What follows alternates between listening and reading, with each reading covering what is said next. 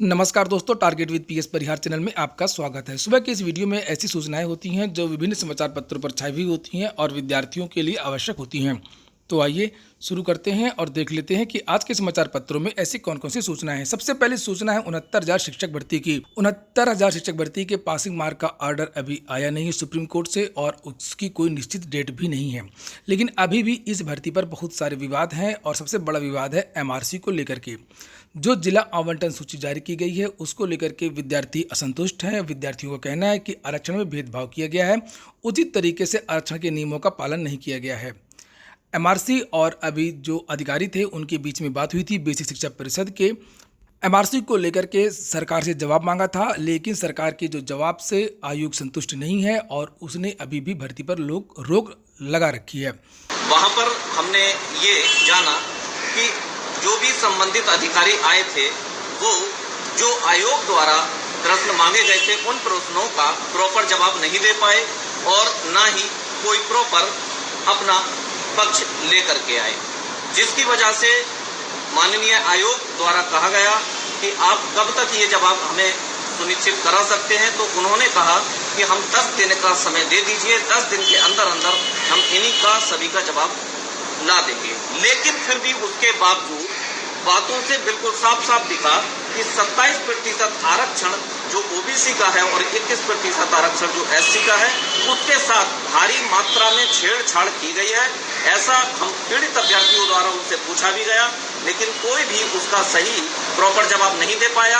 अधिकारी लोग ये भी नहीं बता पाए कि ये भर्ती प्रदेश स्तर पे हुई है या जनपद स्तर पर हुई है। हमने कहा कि अगर जनपद स्तर पर हुई है तो विज्ञप्ति कहाँ है, लेकिन कोई भी उसको स्पष्ट जवाब नहीं दे पाए। 10 दिन का समय लेकर के गए हैं। अब 10 दिन बाद देखते हैं क्या है, जिसमें कि उन्होंने हमें ये भी विश्वास दिलाया है और आयोग के समक्ष ये बात रखी है कि जब तक हम यहाँ माननीय आयोग को संतुष्ट नहीं कर देंगे तब तक कोई भी भर्ती प्रक्रिया आगे नहीं बढ़ाई जाएगी। तो कुल मिलाकर के सरकार जरूर कुछ न कुछ छुपा रही है और सरकार इसका स्पष्टीकरण नहीं दे पा रही है। इसके बाद में अगली सूचना है टीजीटी पीजीटी की नई भर्ती पर। इसके लिए उत्तर प्रदेश माध्यमिक शिक्षा सेवा चयन बोर्ड में बहुत जल्द एक मीटिंग होने वाली है और उस पर इस भर्ती पर निर्णय लिया जा सकता है। टीजीटी पीजीटी की जो नई भर्ती आनी है लगभग पूरी संभावना है कि इस पुराने आयोग से ही होगी और जो प्राथमिक शिक्षक भर्ती है और जूनियर हाई स्कूल की जो भर्ती है वो नए शिक्षा सेवा चयन आयोग से हो सकती है। लिखा हुआ है माध्यमिक शिक्षा सेवा चयन बोर्ड उत्तर प्रदेश जल्द ही कुछ नए विषयों का साक्षात्कार कार्यक्रम जारी कर सकता है और इसके लिए बोर्ड की बैठक का इंतजार है। प्रतियोगी प्रशिक्षित स्नातक शिक्षक 2016 के 3 विषयों का कार्यक्रम जारी होने की उम्मीद लगाए हैं और इसी बैठक में भर्ती के नए विज्ञापन पर मुहर भी लग सकती है। प्रदेश के अशासकीय सहायता प्राप्त माध्यमिक कॉलेजों के लिए चयन बोर्ड प्रवक्ता व प्रशिक्षित स्नातक शिक्षक 2016 का चयन कर रहा है। इन दिनों अंग्रेजी व विज्ञान विषय का साक्षात्कार चल रहा है। यह 11 सितंबर को पूरा हो जाएगा और उसके पहले ही नए विषयों का कार्यक्रम घोषित होना है। यही नहीं, चयनितों का अंतिम परिणाम भी सितंबर माह में ही आने की उम्मीद है। प्रतियोगी इस बार करीब 3 विषयों का इंटरव्यू कार्यक्रम जारी होने का कयास लगा रहे हैं। पिछले दिनों कई प्रतियोगी संगठनों ने नए विज्ञापन के लिए चयन बोर्ड पर प्रदर्शन किया था। उस समय यह कहा गया था कि वेबसाइट तैयार हो रही है और नया विज्ञापन जो है वो चल जाएगा। और जानकारी ये मिली है कि माध्यमिक शिक्षा सेवा चयन बोर्ड की ये जो भर्ती है नई भर्ती वो अक्टूबर के माह में आ जाएगी। इसके बाद में अगली जो सूचना है वो है उत्तर प्रदेश अधीनस्थ सेवा चयन आयोग की। उत्तर प्रदेश अधीनस्थ सेवा चयन आयोग अब धीरे धीरे कुछ न कोई नोटिस जारी कर रहा है और अभी हाल ही में युवा कल्याण अधिकारी का जो वेटिंग लिस्ट है वो जारी हुई है और उसके बाद में जो अगला परिणाम आना है वो स्टेनो स्किल का परिणाम आना है। उसमें भी कई गुना विद्यार्थी पास कराए जाएंगे। लगभग 800 विद्यार्थी उसमें पास हो सकते हैं। 27 या 28 तारीख को जो स्टेनो का परिणाम है स्किल टेस्ट का वो आ सकता है और जो सितंबर यानी 15 सितंबर के आसपास आपका जूनियर असिस्टेंट 2019 लिखित परीक्षा का परिणाम जारी किया जा सकता है। इसके बाद में अगली सूचना है उत्तर प्रदेश लोक सेवा आयोग की। जानकारी ये मिली है कि उत्तर प्रदेश लोक सेवा आयोग का जो परीक्षा कैलेंडर था, जिस तारीख को जो परीक्षाएं होनी थी उस तारीख को वो परीक्षाएं अब होकर के रहेंगी।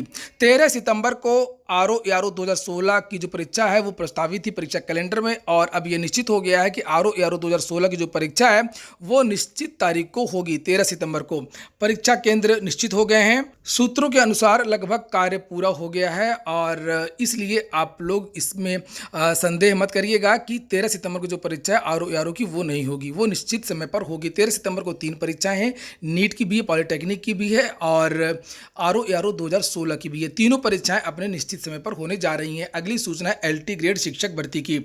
एलटी मोर्चा के जो संयोजक है विकी खान, उनकी तरफ से एक पोस्ट की गई है। लिखा है, एलटी जीआईसी के समस्त प्रतियोगी छात्र भाइयों बहनों को अवगत कराना चाहूँगा कि कल प्रगति के बाद आज कोलकाता के हीरापुर थाने में गणेश नामक अभियुक्त की भी कुर्की संपन्न हो चुकी है। कुल मिलाकर के मेदिनीपुर और कोलकाता का कार्य संपन्न। कल दिन में यानी कि आसनसोल के अभियुक्त की कुर्की का भी कार्य संपन्न हो जाएगा। तदुपरांत एसटीएफ वाराणसी की टीम परसों सुबह यानी कि आज वाराणसी वापस लौट आएगी। और लिखा, मेरा दृढ़ विश्वास है कि सोमवार को हमारी चार्जशीट वाराणसी सेशन कोर्ट संख्या 3 में दाखिल हो जाएगी, और दाखिल होते ही हमारे संघर्ष की प्रक्रिया शुरू हो सकती है, इसलिए आप लोग तैयार रहें। तो जैसे ये कहा गया था एसटीएफ के अधिकारियों के द्वारा कि बहुत जल्द यानी कि 25 तारीख के आसपास जो चार्जशीट है वो दाखिल कर दी जाएगी, और ऐसा लगता है कि चार्जशीट अब जल्दी से जल्दी दाखिल हो जाएगी।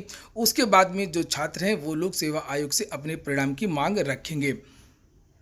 आज के समाचार पत्रों में एक और सूचना है, उत्तर प्रदेश लोक सेवा आयोग की एक परीक्षा है आज, एक कंप्यूटर सहायक परीक्षा। लिखा, कंप्यूटर सहायक उत्तर प्रदेश लोक सेवा आयोग 2019 प्रयागराज लखनऊ के विभिन्न केंद्रों में 23 अगस्त को आयोजित की जाएगी। परीक्षा रविवार को दोपहर 12 से 1:30 बजे की पाली में आयोजित की जाएगी। अभ्यर्थियों के लिए फेस मास्क पहन करके सैनिटाइजर के साथ में आना अनिवार्य है। लगभग 14 पोस्ट के लिए ये विज्ञापन निकला था, जिसमें ग्रेजुएशन और ओ लेवल या उसके समकक्ष की कोई डिग्री मांगी गई थी। जिन विद्यार्थियों की परीक्षा है आज, उन विद्यार्थियों को बहुत बहुत शुभकामनाएं।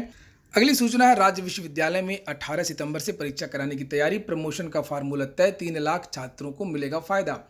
प्रोफेसर राजेंद्र सिंह रज्जू भैया राज्य विश्वविद्यालय में अंतिम वर्ष और सेमेस्टर अंतिम प्रोफेशनल पाठ्यक्रमों की परीक्षाओं का खाका तैयार कर लिया गया है। परीक्षाएं 18 सितंबर से शुरू किए जाने की तैयारी है। इसके साथ ही प्रथम एवं द्वितीय वर्ष के छात्र और परास्नातक अंतिम सेमेस्टर को छोड़ बाकी सेमेस्टरों के छात्रों को प्रमोट करने का फार्मूला भी तैयार है। इससे स्नातक एवं परास्नातक के तकरीबन 3 लाख छात्र छात्राओं को फायदा मिलेगा। जल्द ही विश्वविद्यालय की परीक्षा समिति की बैठक में इस पर अंतिम मुहर लगा दी जाएगी।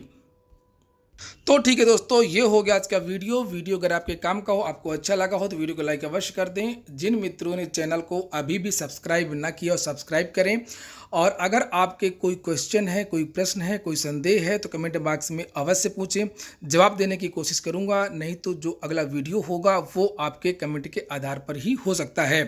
इसके बाद में अंत में एक सूचना और है, अगर आप लोगों ने अभी तक target with PS Parihar app को डाउनलोड ना किया हो तो डाउनलोड कर लें। यह भारत की सबसे बड़ी टेस्ट सीरीज है, और इसमें भारत की जितनी भी प्रतियोगी परीक्षाएं होती हैं या प्रवेश परीक्षाएं होती हैं, सभी परीक्षाओं की टेस्ट सीरीज और मॉक टेस्ट उपलब्ध है।